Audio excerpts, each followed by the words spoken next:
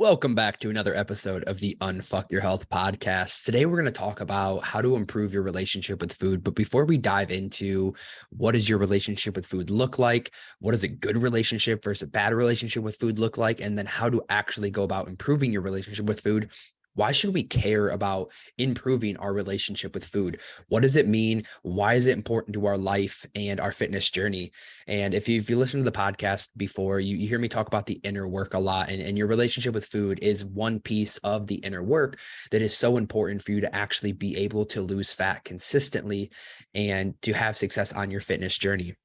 Your relationship with food is important because if you have a bad relationship with food, it makes it really, really hard to actually stay consistent in a calorie deficit, which means you're not going to lose weight. So if you have a bad relationship with food, you're going to be constantly falling off or struggling. So one of the very first things that we do with all of our one-on-one coaching clients is we make sure that their relationship with food is good. And it's a really cool process to see, because when you go from having a bad relationship with food, and we all know what that looks like, what a bad relationship with food looks like. It's you're scared of food. You're always thinking about food. You have that good or bad mentality around food. Food just really, really controls your life, good or bad. You are always thinking about it. It's always on your mind, and it's not always a good thing. And then you're getting into the binging and the emotional eating. Those are parts of your relationship with food. So we know what that bad relationship with food looks like, and we know how it affects us. And I'm sure if you're listening to this episode, or if you're listening to this podcast at all, because this is stuff I talk about all the time, you've probably struggled in your relationship with food at one time or another. And I know I have struggled in my relationship with food a lot on my fitness journey. And that's part of the reason I'm so passionate about talking about how improving your relationship with food can drastically not only improve your life, because it can really give you that your life back. It can help you create that food freedom. And once you become free from food, things become significantly easier, and you're not always having to worry about, like, well, what if someone invites me out? What if I'm not in my normal routine and I can't do my normal things and stick to my normal foods? What happens if someone offers me ice cream or pizza, or someone brings in donuts to work? Like, those things are all extremely anxiety inducing to someone who has a bad relationship with food. And then on top of that, it makes it so it's almost impossible for you to lose weight, because no matter how good you're doing, that bad relationship with food is always going to catch up to you, and you're going to be inconsistent on your fitness journey, whether it's the binge eating or the emotional eating, or whatever it becomes for you. It's going to make it really hard to stay consistent. And consistency is the most important thing on your fitness journey. If you're not consistent, nothing you're doing is going to work. So we all know what a bad relationship with food looks like. I'm sure you can point to many things in your life that is like, yeah, I probably don't have a great relationship with food, or you've struggled in the past, or you know people who have struggled with in their relationship with food. And I think what a bad relationship with food looks like is talked about all the time. But what does a good relationship with food actually look like? So I wrote down a couple of things here that I think are really important to note. You're able to give yourself unconditional permission to eat the foods that you enjoy. You listen and respect what your body's natural hunger cues are. You eat when you're hungry and you stop when you're full. Again, kind of listen to those hunger cues. There are no foods that are on or off limits. You don't obsess over the numbers on the scale. You don't let the opinions of others dictate the foods that you eat. You don't feel the need to justify your food choices to other people. I think that's a really big one with a lot of social pressure for people. You understand that you're not defined, or there's no morality attached to the foods that you eat or yourself for eating those foods. You enjoy all foods in moderation. You choose foods that make you feel your best, and there's no guilt associated with those food choices. So a good relationship with food really involves being able to have all kinds of foods in moderation, eating the foods that you enjoy and not restricting yourself from those things, but also in the same note, eating foods that make you feel good and function well, not allowing food to control your life, and knowing that the foods you eat do not define you as a person or give you value, positive or negative. So that's what a good relationship with food looks like in practice. And I don't think that part's talked about enough. We always talk about, like, well, you have a negative relationship with food because of this, or this, but we never talk enough about what the relationship with food should look like. So now that we've kind of gone over that, how do we go about improving our relationship with food? And if you can go through that list that I just talked about, you can point out different things in there and be like, yeah, I don't do that. Like, I don't know what my limits are. I don't know what my hunger cues are. I feel guilty after I eat the donuts that someone brought into the office, or there are certain foods like ice cream that I just completely don't have on my radar, because if I eat them, I'm just going to eat it all. Those are bad relationships with food. That is what we don't want. So number one on how to improve your relationship with food is avoiding the good or bad food mentality, is avoiding that black or white thinking when it comes to food. There's not a food or anything out there that inherently makes you gain weight, that inherently makes you fat, that is inherently going to make you unhealthy. And that includes sugar and carbs and fats. You Google what foods not to eat, and you can find people that say you shouldn't eat protein. You can find people that say you shouldn't eat fruit, which if someone tells you not to eat fruit, run the other way. If you can find people that tell you not to eat carbs or sugars or drink diet soda or to eat fats or to do anything, you can find something that fits every narrative out there. But in all reality, it's not like that. There's not a good or bad food. Yes, there are foods that are more micronutrient dense and less micronutrient dense, but eating something on the less micronutrient dense side isn't automatically going to ruin your progress. It's not automatically going to make you gain weight. It's not automatically going to make you unhealthy. There are not black or white thinking when it comes to food. All food should be on a spectrum. Again, there are foods that are more micronutrient dense and there are foods that are less micronutrient dense. I like to practice with myself and with my clients the 80-20 rule. And the 80-20 rule is 80% of our foods are coming from whole food sources, lean meats, fruits, veggies, whole grains, the foods that we call healthy. Again, we don't label foods as healthy or unhealthy here, but you know exactly what I'm talking about when we're talking about those kind of foods. So 80% of our foods are coming from those. I like to kind of think about like the outside in front of the grocery store. Those are the foods that we're eating 80% of our foods from. The middle aisles, the more processed, bagged foods, those are foods that we can incorporate the other 20% of the time. And in all reality, the 80-20 rule is really 80% of our foods are coming from those whole food sources. 20% of the foods we eat can come from wherever you want. Yes, that means you can eat pizza, you can have ice cream, you can have cookies on your fitness journey and still lose weight. But what becomes really bad here, the way that your relationship with food gets negative, is when you start to tell yourself like, cookies are bad, Oreos are bad. And you have those Oreos in your house because you like them, but you know they're bad. So you try to push them into the back of the cupboard and not think about them, back of the pantry. And you're like, nope, they're not there. Or I'll just have one.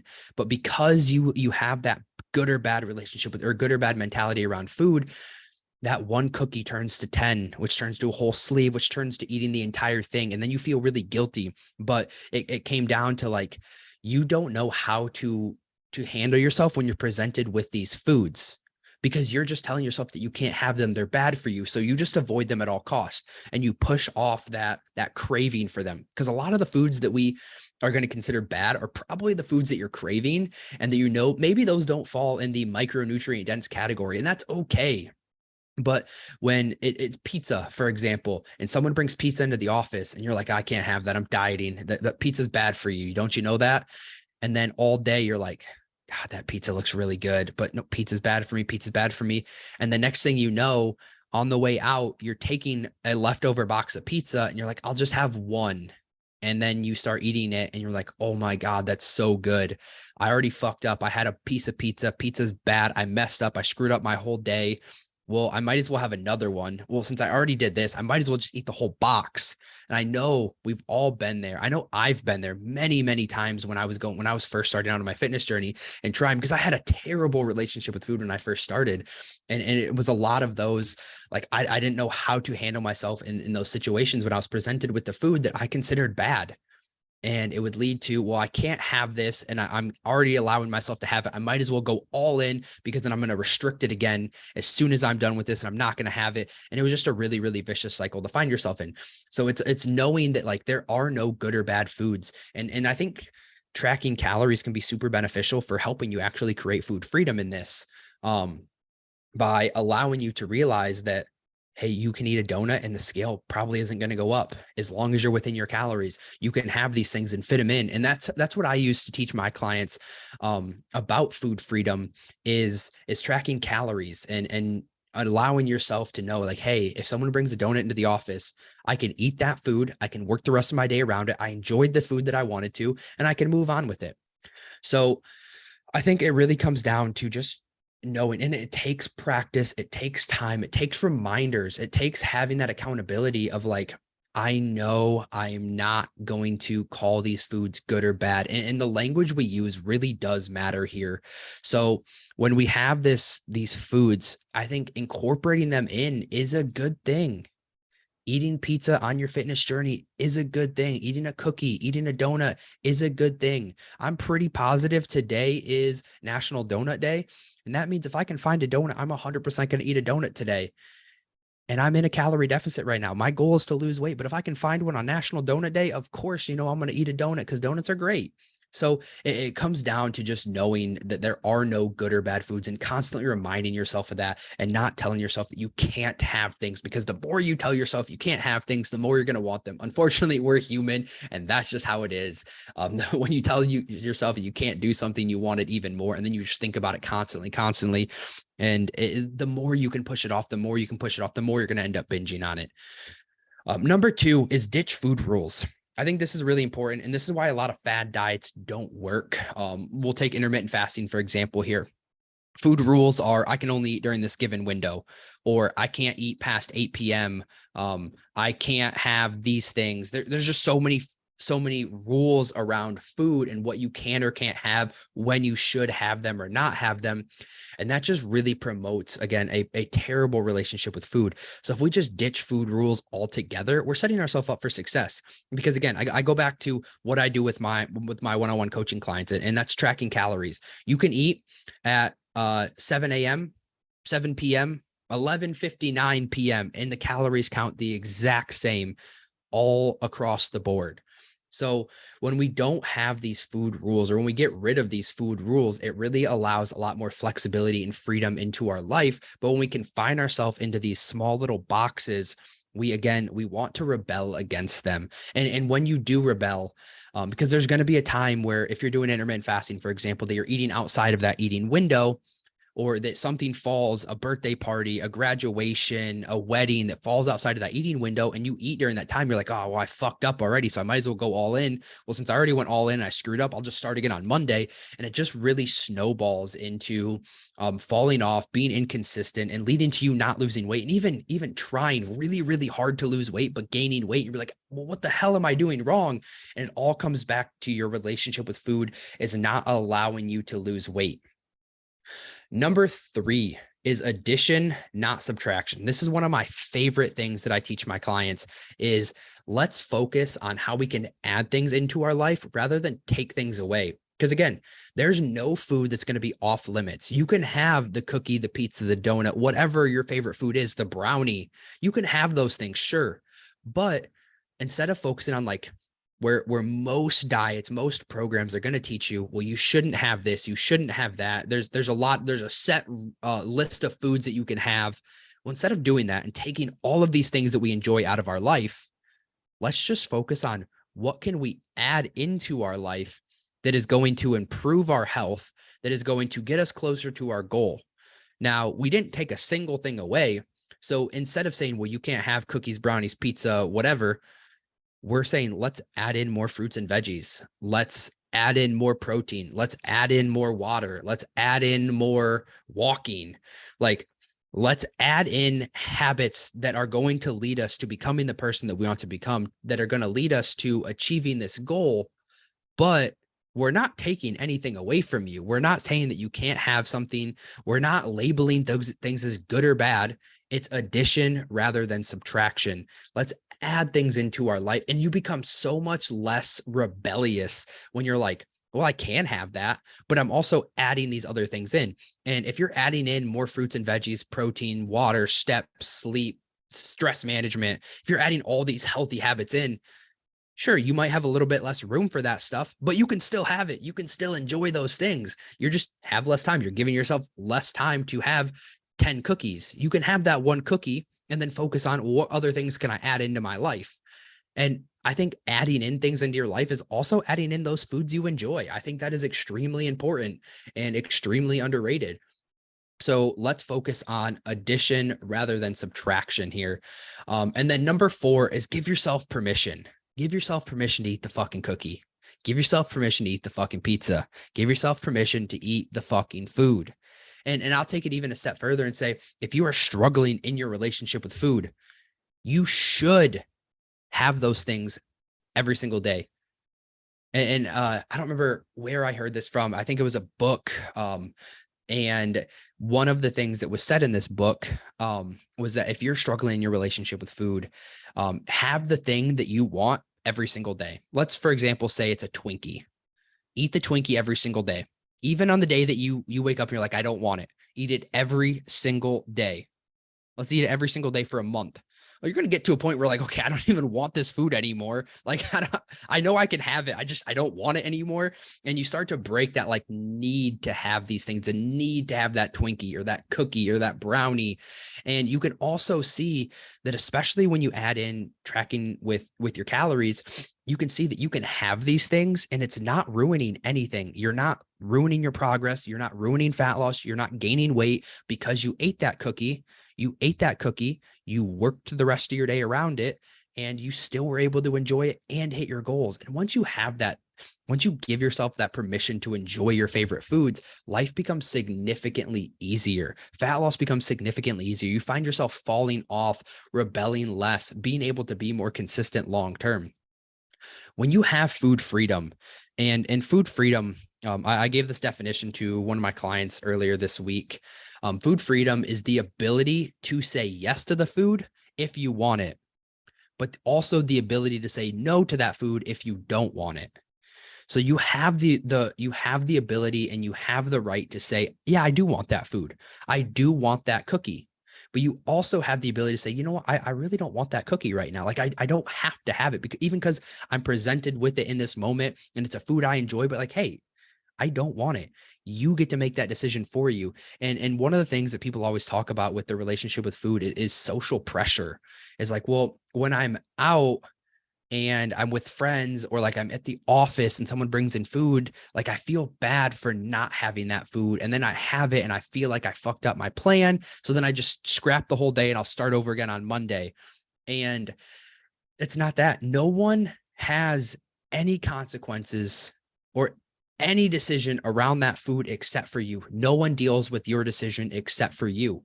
And again, food freedom is the ability to say, yes, I want that food, but also it's the ability to say, no, I don't want that food. You are not controlled by food. You know, if you want it, you can have it. There's not guilt associated with saying yes. There's not guilt associated with saying no. You might know like, hey, you know what? I don't feel like working that in today. I don't feel like adjusting my meals. I don't feel like changing anything that I'm currently doing right now. Hey, you know what? I'm feeling really good about what I'm doing. I don't want that cookie today. Hey, that's awesome because you don't feel like you need that cookie. That is the distinction, is you can have it, but you don't feel like you need it. And if you want it, you can say hell yes. And I think that's a good rule, is if it's a hell yes food, eat it.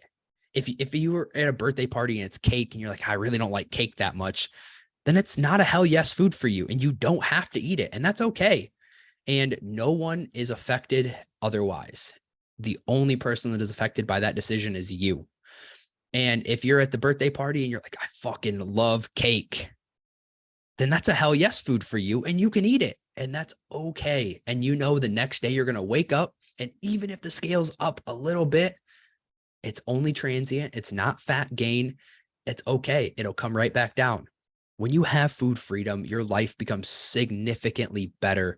And freedom is a fantastic word for it because you really do feel free from food. You feel free from that dieter mindset. You're able to go into a diet and not constantly fall off. So instead of going in and taking these really unsustainable approaches that are just hurting your relationship with food, the short way, these fad diets, these quick fixes generally end up taking longer because they you're not able to be consistent with them. You're not able to consistently do these things because you're falling off for one reason or another. And a lot of times these fad diets like keto, intermittent fasting, Noom, Optavia, those things are all hurting your relationship with food, or at least not promoting a good relationship with food. So those are the 4 ways that you can work to improve your relationship with food, and why improving your relationship with food is super important. That is all I have for you guys today. I hope you enjoyed this episode, and I hope it resonated with you a little bit. Again, this is something I'm super passionate about talking about, because for so long I struggled in my relationship with food. I was just on a podcast the other day, and he asked me a couple questions. It's just like, I look back and it's like, wow, my relationship with food when I first started my fitness journey was absolutely terrible. And yeah, I lost a little bit of weight, but I did a lot of other damage in the process. And it took me way longer than it should have, because my relationship with food was holding me back for so long. If I would have taken the time to not diet, and that's actually, I guess, not everything I have for you guys today. I have a little bit more. Um, when you're trying to improve your relationship with food, it is really, really hard to do when you're chronically dieting, when you are always going after fat loss. And again, I know when you're in that position and you want to lose fat, you're like, why would I take time not pursuing fat loss? Like, that's all I want. And I get that. I 100% resonate with that. And I've been there. Like, all you wanted was to lose weight and to be smaller and to not feel or look the way that you do anymore, because you're very unhappy in your body and you want to just love the body that you're in and have your clothes fit better. But constantly and chronically dieting over and over again is causing you to be in that spot longer and longer and longer. Again, your relationship with food is going to make it significantly easier or significantly harder. If you have a good relationship with food, it's going to make it significantly easier. If you have a bad relationship with food, it's going to make it significantly harder to lose weight, because it's just going to make it so you can't stay consistent for more than a week or 2 weeks, and you fall off constantly. And the constant stopping and starting is what's going to cause you to struggle. It's what's going to cause you to not be in a calorie deficit. So take time not dieting to work on your relationship with food, to do those 4 things that we talked about, and fat loss becomes significantly easier. Again, fat loss is just a symptom of the habits that you have, your relationship with food, your mentality, your identity. It is just a symptom of the inner work. If you do the inner work first, if you improve your relationship with food first, fat loss will be significantly easier. So again, as hard as it is, take the time to improve your relationship with food. And that's why the entire first phase that I take all of my one-on-one coaching clients through is dedicated on improving your relationship with food, is getting you to a good spot to lose weight. It is not weight loss focused in the first phase, but we have so much success inside of the program, and people lose weight inside of the program because we take that first step. Again, I like to think about this process as like remodeling a house. If you try to remodel a house and you don't fix the foundation and it has cracks all over it, no matter how nice you make no matter how nice you make the house look, it's gonna fall over. It's gonna crumble. But if you take the time to fix the foundation first, you can build a beautiful house and you don't have to fear that it's going to fall over again. But every other diet that you've ever done, everything you've ever tried to lose weight, the reason you're struggling is because you're not taking time to fix that foundation first. So fix the foundation and you will be able to lose weight successfully and keep the weight off long term. Food freedom is a beautiful thing. I hope you guys can all see that and you all get to experience that in your life. If you guys do feel like you're struggling in your relationship with food, feel free to reach out and let's talk. Let's talk about it, because that is one of the things I was talking about on the podcast, is like, I wish that I would have talked about my relationship with food more and sooner. I wish I would have addressed those things instead of letting them get so bad and pretending that they didn't exist and not talking about it, because I was embarrassed. I was embarrassed that I had such a bad relationship with food, because I knew I had a bad relationship with food, but I was just embarrassed to talk about it. And I'm telling you right now, don't be embarrassed to talk about it. I've been there. I understand. Feel free to reach out. If you feel like you are struggling in your relationship with food and you feel lost and you don't know what to do or how to move through it, or even how to apply these 4 things to your life, reach out and let's work through it. Let's talk. But that is actually all I have for you guys today. I hope you have a fantastic rest of your day. I will talk to you later. Thank you again for listening to the Unfuck Your Health podcast.